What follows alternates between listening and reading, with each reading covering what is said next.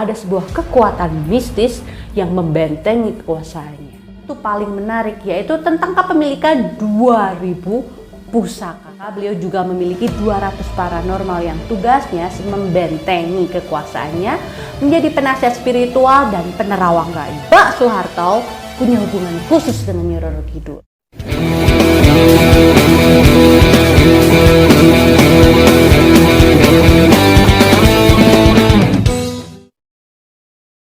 Hai guys, ketemu lagi dengan DMC Channel. Terima kasih sudah klik video ini. Nah, seperti video-video sebelumnya, kita bakal bahas sebuah teori. Nah, kali ini teorinya datang dari Presiden Indonesia yang kedua, yaitu Bapak Soeharto. Nah, Bapak Soeharto merupakan presiden yang menjabat paling lama di Indonesia, yaitu selama 32 tahun. Nah, selain kemampuan beliau dalam memimpin bangsa ini, konon kabarnya nih ya, ada sebuah kekuatan mistis yang membentengi kekuasaannya.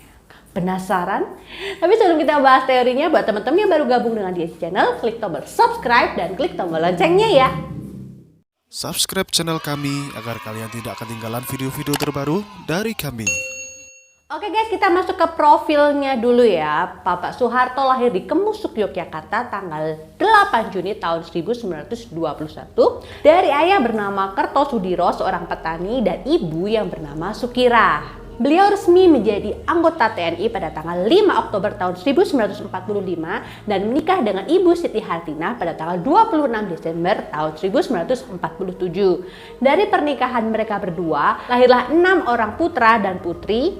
Yang pertama, Siti Hardianti Hastuti, Sigit Haryo Juwanto, Bambang Trihatmojo, Siti Hediati Heriadi, Hutomo Mandala Putra, dan Siti Hutami Endang Adiningsih.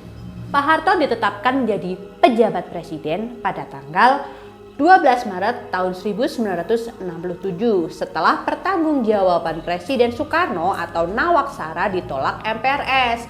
Kemudian Pak Harto menjadi presiden sesuai hasil sidang umum MPRS pada tanggal 27 Maret tahun 1968. Nah, itulah profil singkat mengenai Bapak Soeharto. Nah, sekarang kita masuk membahas tentang teori-teori kesaktian Bapak Soeharto.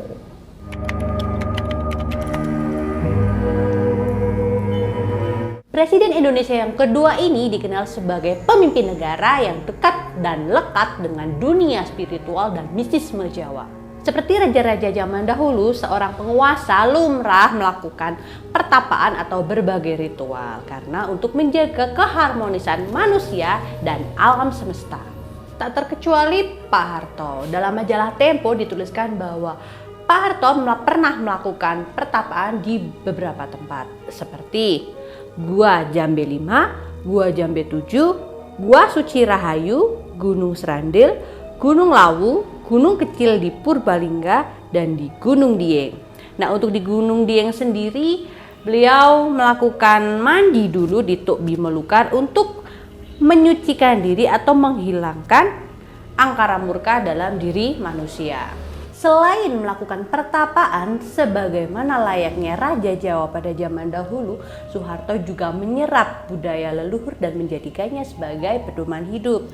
Beliau juga melaksanakan atau menjalankan puasa Senin Kamis, dan beliau juga memiliki jargon dari Kawruh Jiwo Ki Ageng Suryo Mataram. Selain itu, Pak Harto juga memiliki tokoh favorit dari dunia pewayangan, yaitu Semar. Semar dikenal sebagai tokoh wayang yang mewakili rakyat jelata, namun disegani di mata para ksatria dan dewa.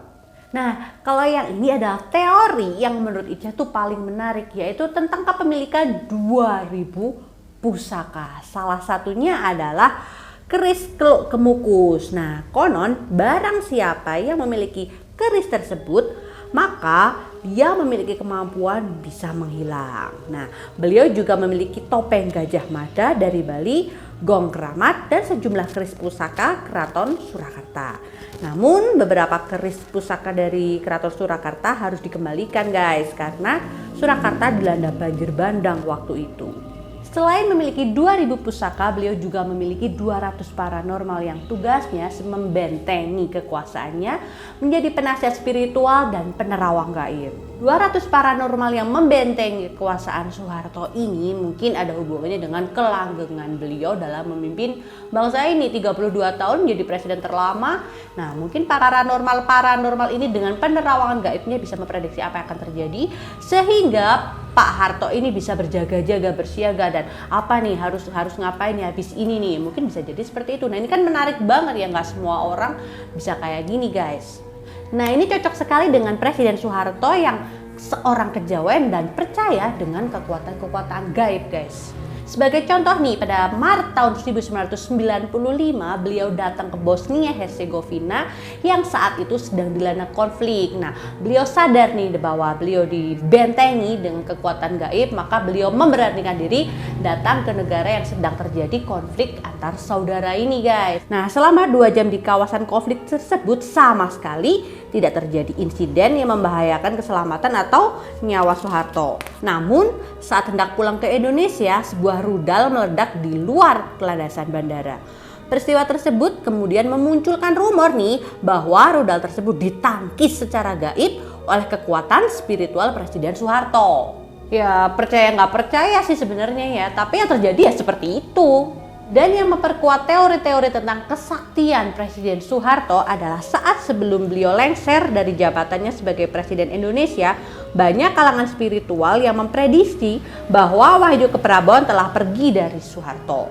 Wahyu Keprabon merupakan restu gaib dari para leluhur dan alam semesta. Sempat juga masyarakat Surakarta melihat sekelebat cahaya berwarna hijau berbentuk ular naga pergi terbang dari Keraton Surakarta. Peristiwa tersebut terjadi sehari sebelum Ibu Tien Soeharto wafat. Meninggalnya Ibu Tien yang juga disebut-sebut sebagai hilangnya aura Soeharto guys. Jadi banyak kalangan menilai nih ya, Soeharto seringkali terlihat renta dan tanpa cahaya usai meninggalnya Ibu Tien Soeharto.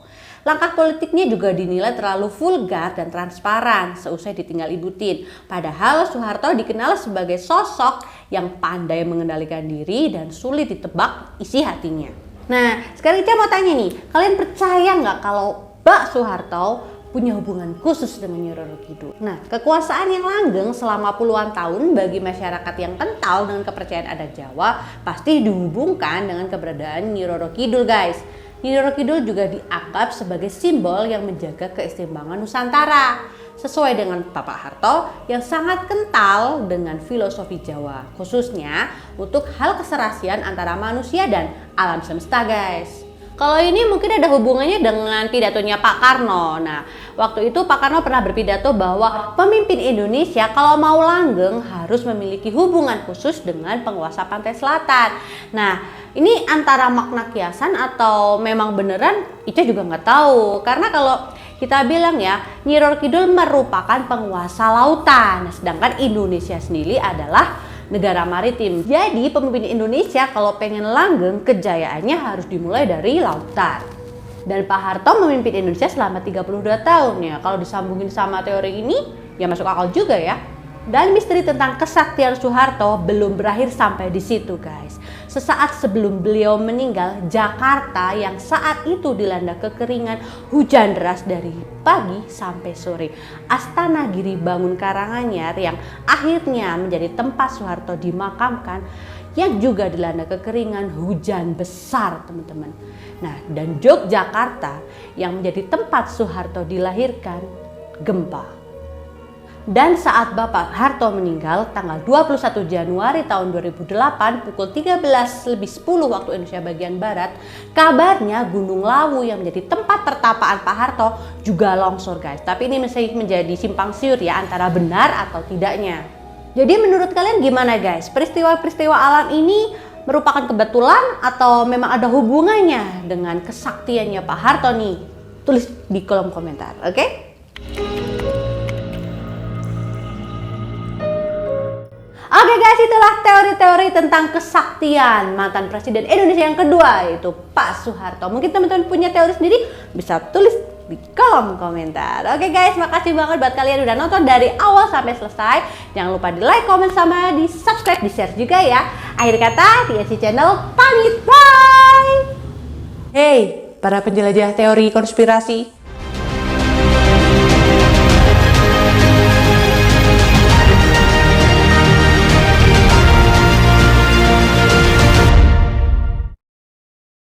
Selamat terjebak di channel kami.